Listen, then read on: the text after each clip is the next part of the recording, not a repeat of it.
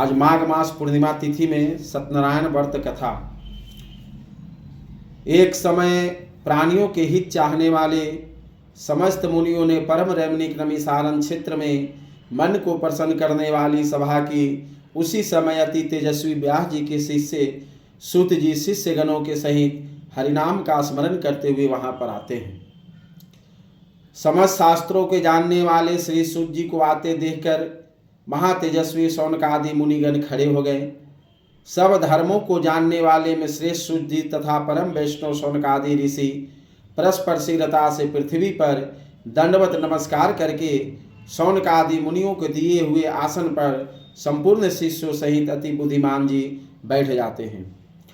बैठे हुए सूत जी ने शौनक आदि मुनियों ने नमस्कार कर कर हाथ जोड़कर कहा कि हे महर्षि, हे सर्वज्ञ सूत जी, इस कलिकाल में मनुष्य को हरि भक्ति किस उपाय से हो वह हमें कहिए, क्योंकि कलिकाल में सब प्राणी पाप करने में तत्पर और वेद विहीन हो जाएंगे। उनका कल्याण किस प्रकार होगा। इस कलयुग में मनुष्य प्राणों को धारण किए थोड़ी आयु वाले निर्धर और अनेक पीड़ा से युक्त होंगे। प्राह पुनः अति परिश्रम से होता है। इससे कलयुग में कोई मनुष्य पुण्य न करेगा और सब पापों पुण्य के नष्ट होने से सब पापों में प्रवृत्त हो जाएंगे। तब तुच्छ ज्ञान वाले हो जाएंगे। तब तुच्छ ज्ञान वाले मनुष्य अपने सब वंश सहित नष्ट हो जाएंगे। हे सूत जी, किस तरह अल्प परिश्रम से थोड़े धन और कुछ ही समय में पुण्य प्राप्त हो, ऐसा कोई उपाय हम लोग से वर्णन कीजिए। जिसके उपदेश से मनुष्य पुण्य पाप करता है वह उसका भागी होता है। पुण्य का उपदेश करने वाला दयावान, कपट रहित, निष्पाप, निर्विरोधी, यह चार तरह के मनुष्य नारायण के समान होते हैं। संसार में ज्ञानी होकर जो दूसरों को ज्ञान नहीं देता है उसके ऊपर भगवान जो है प्रसन्न नहीं होते हैं, और जो अपना ज्ञान दूसरों को जो ज्ञान देते हैं उसके ऊपर भगवान बहुत संतुष्ट होते हैं।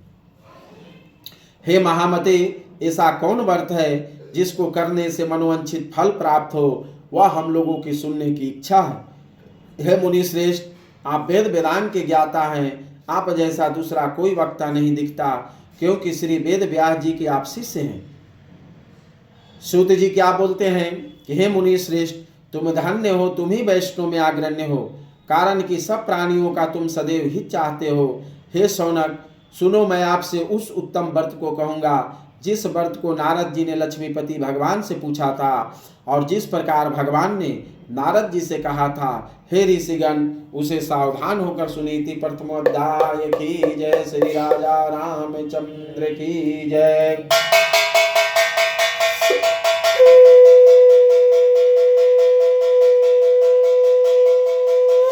बोलिए वृंदावन बिहारी लाल की